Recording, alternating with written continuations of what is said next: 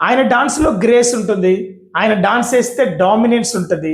ఆయన డాన్స్‌లో ఒక రిథమ్ ఉంటది. ఆయన డాన్స్‌లో ఒక మ్యాజిక్ ఉంటది. ఎవరి గురించో కాదు, మన గ్లోబల్ స్టార్ రామ్ చరణ్ గురించి.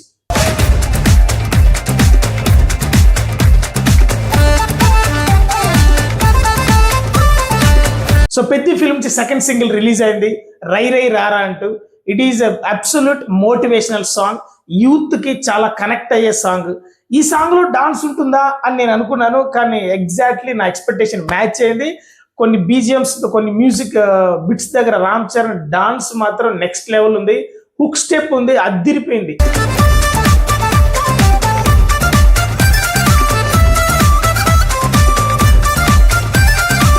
గేమ్ చేంజర్ లో అనుకుంటా చెప్పారు. ఇందులో ఒక 1 minute మ్యూజిక్ బీట్ ఉంది, రామ్ చరణ్ చాలా డాన్స్ బాగా వేశారని. అసలు ఎక్కడా లేదు.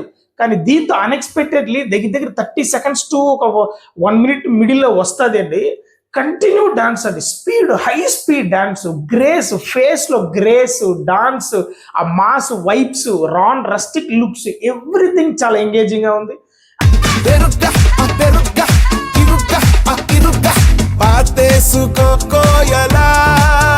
అండ్ ఇక్కడ స్పెషల్ అట్రాక్షన్ ఏంటంటే సాంగ్ ఎండింగ్ లో ఒక బ్యాట్ షాట్ ఉంది. అరే బ్యాట్ షాట్ ఇలా కూడా కొడతారా అనే ఫీల్ అయితే ఖచ్చితంగా వస్తుంది.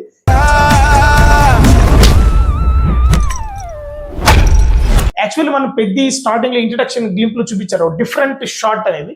దీంతో ఇంకా డిఫరెంట్ గా ఉంది, బ్యాట్ అలా తిప్పుతూ. అంటే రామ్ చరణ్ 100-200% ఆ క్యారెక్టర్ లో జీవిస్తున్నారండి.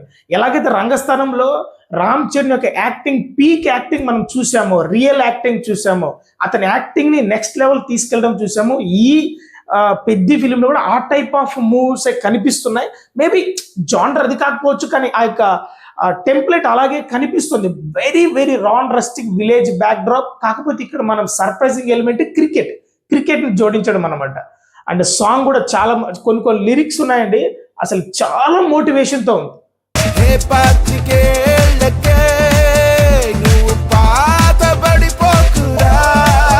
సో దానికి మాత్రం హ్యాట్స్ ఆఫ్ చెప్పాలి. కాకపోతే మన ఏఆర్ రెహమానే పాడారు.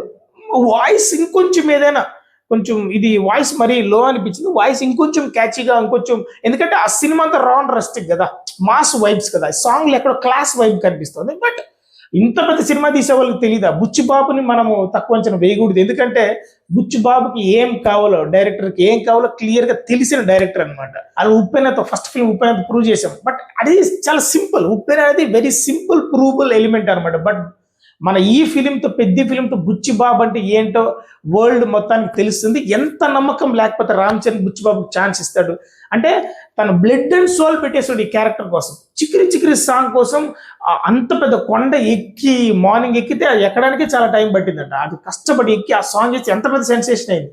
సో డైరెక్టర్కి ఏం కావాలో క్లియర్ గా తెలుసు, హీరోకి ఏమి ఇవ్వాలో క్లియర్ గా తెలుసు. సో ఇద్దరు కాంబినేషన్.